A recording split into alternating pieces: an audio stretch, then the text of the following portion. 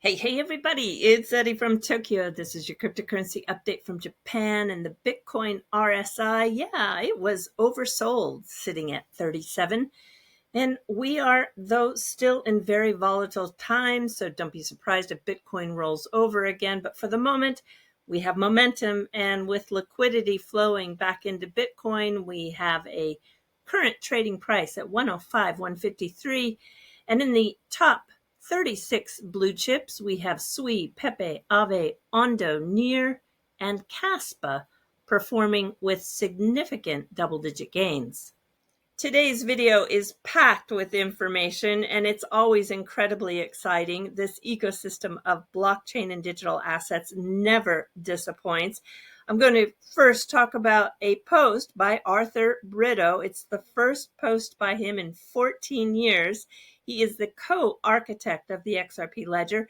And why would he post a mouthless emoji?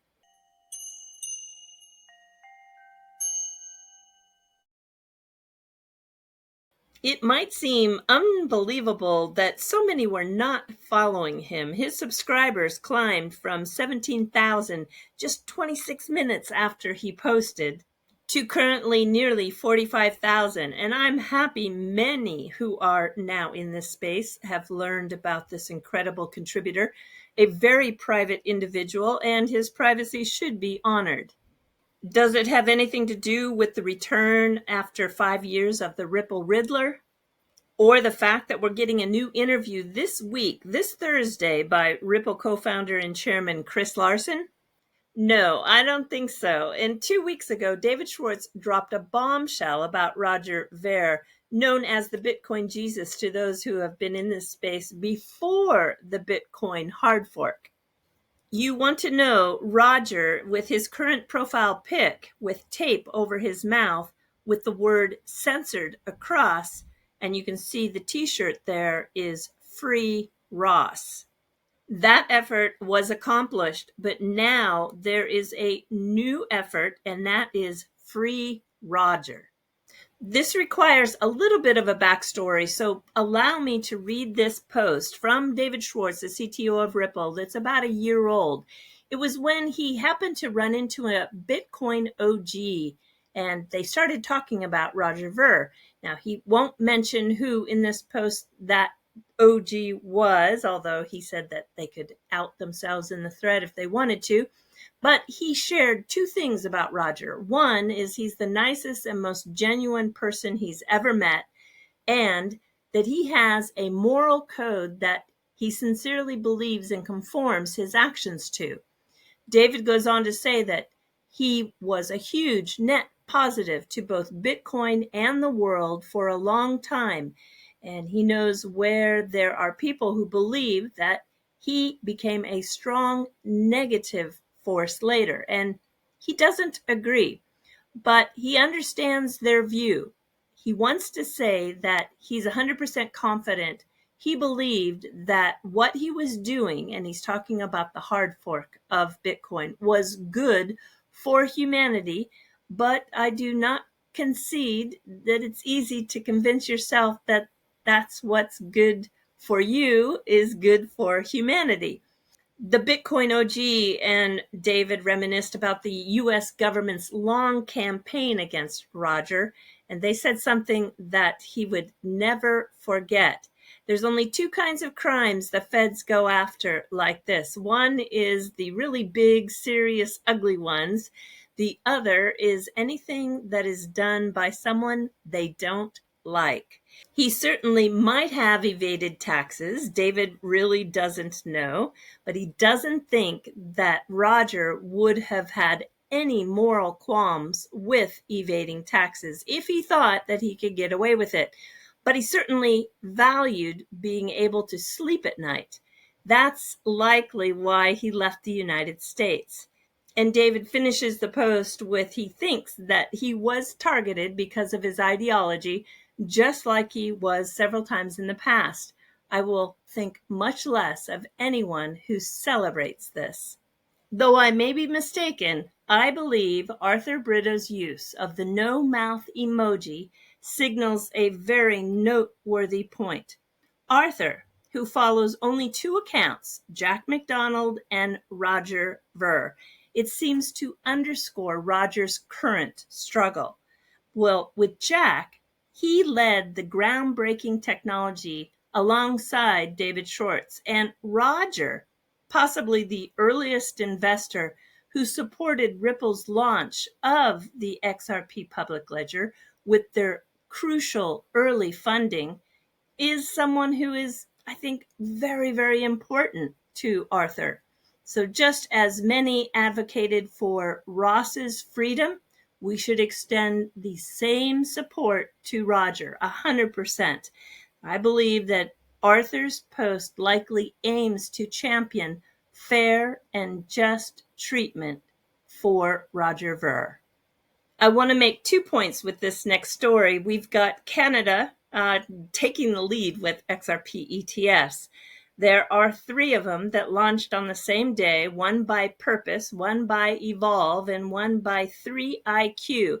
These ETFs are spot XRP ETFs, and that is very, very important because you need to have some impact on supply. So these physical XRP ETFs are really what we need to see when it comes to making some positive impact on this huge supply. In an announcement yesterday, the 3IQ ETF became Canada's largest XRP ETF following the launch. And I'm going to have the CEO on my channel in just a few hours, and I can't wait to share that interview with you. Now take that ETF news and understand that in this space, there is so much going on with stablecoins. We've got a new 90 billion plus financial services giant, Fiserv, that is going to launch the FIUSD stablecoin and digital asset platform by the end of the year. They're partnering with Circle, Paxos, and Solana to enable token payments across 10,000 banks and 6 million merchants. Yes, they are going head to head with RippleNet and with Swift. I'm wrapping those 2 last stories up with this right here, which is Hugo Filion, who said he spent most of last week in the US with the Firelight team. And this product that he's bringing to the market is hugely innovative and has the potential to put billions, if not tens of billions of XRP to work on Flare. So let me just recap. ETFs, stablecoins, and XRPFi. This was really my point that I want to drive home again today when I shared the CEO talking to the American bankers and telling everyone that Ripple, yes, identified the digital asset XRP as being a source of liquidity 10 years ago to transfer between currencies. But as the world has changed, the payments industry is being eaten up by stablecoins, particularly or specifically by the USD-backed stablecoins, and they are going to take over the payments world. As he said, yeah, not everybody is thrilled with settling in the US dollar, but he thinks that they will be forced into submission. And this is why I don't believe the use case for XRP is payments anymore. I know that a lot of people are going to disagree with me, and I know that there will be some exotic pairs where it still serves a need, but I'm talking about on a global scale, we're going towards a USD stablecoin. However, what you want to focus in on is why XRP needs 1, spot ETFs, 2, XRP5, and 3, the XRP treasury strategies, putting the actual digital asset on the balance sheet of these companies, which we see is happening. And 4th, don't forget, we need more innovators and builders because that is the only way we can open up brand new use cases. Cathie at ARK Invest sold their Circle shares. Well, how can you hate on a 7x? I can't. And I think that their top purchase, which was today of Hood, that would be Robinhood Markets, Everybody in the XRP community knows that Robinhood completed its Bitstamp acquisition just a couple of weeks ago.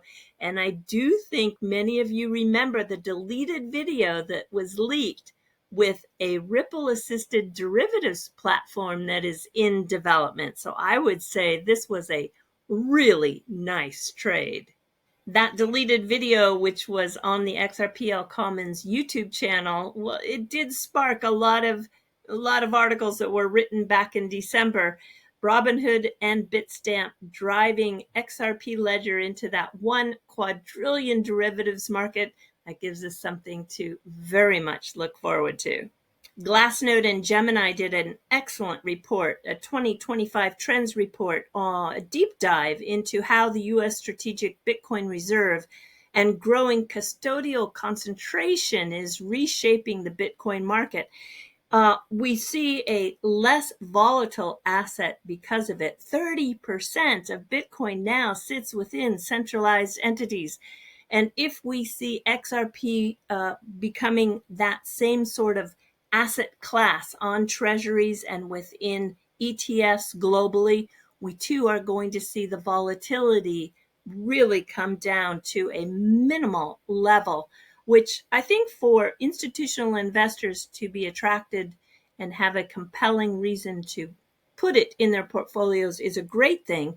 But what we won't see are those incredible gains that many of us who've been in for years love to see, whether you're swing trading or whether you are just taking positions, taking a little profit, getting back in at a lower price and raising your bags, which has been a wonderful strategic way for me to increase my portfolio over the years.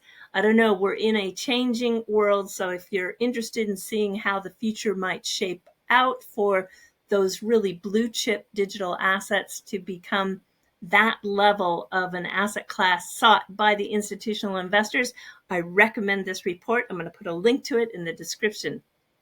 And this, well, surprised me and it didn't surprise me. Anthony Pompliano strikes $1 billion merger to create a ProCap Financial, raising over $750 million in the largest initial fundraise in history for a public Bitcoin treasury company. Wow, there is just a tremendous amount of big money flowing into this asset class. I don't hold any of these assets, Kudos, Fetch AI, Ocean Protocol, and Singularity Net, but they do make up an artificial superintelligence alliance, which I very much respect because they are all about bringing this AI into an open source world, which I think is the way to go. And for the benefit of all sentient beings, this decentralized, amazing cross-chain alliance has formed a partnership with Minima Global. They are a team I very much admire. And I think that the ecosystem is going to be nice with the nodes that are going to run within the ASI. Greater ecosystem is fantastic. Decentralized physical infrastructure network. I love this DPIN project. And another really great resource that I found from one of the 3 issuers of the XRP ETFs in Canada is Purpose put a Crypto 101 white paper out. And I think if you're new in this space, yeah, go definitely check it out. It'll be in the description of this video. And I think it's very learning. And I just always never want to forget that so many people watching this video are maybe in the space for less than a year. So I hope that you find it valuable. All right, until next time, do take care. Sayonara for now. Bye-bye.